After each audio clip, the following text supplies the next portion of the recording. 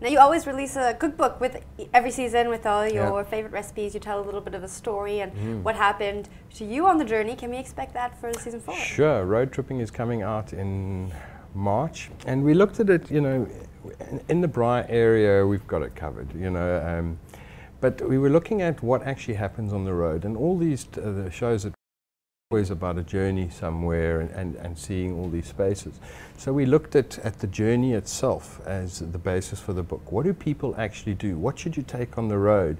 So we'll give you playlists in the book. You know, these are our favorite tunes on the road, and go download them and play them on the road, which is a part of that. It's like a whole experience. 100%. Right the way down to favorite things to take on the road, things not to take on the road. Choose your traveling companions carefully. And obviously there's good food in it, but it comes from a lot from the contestants themselves, but also from the crew that are on the road, because people don't often understand that to film a 13-part series, we have 100 people on the road for 2 months, and we work on it for 16 months.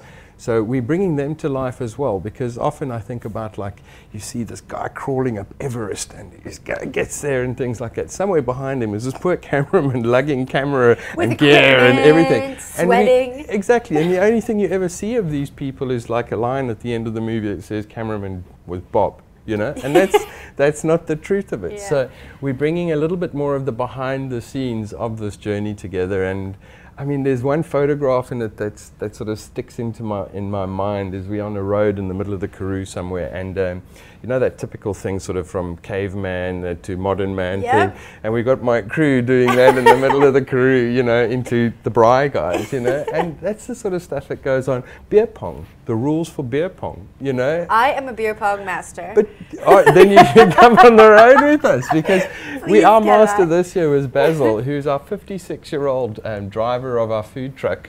And Basil was like cleaning up all the young guys.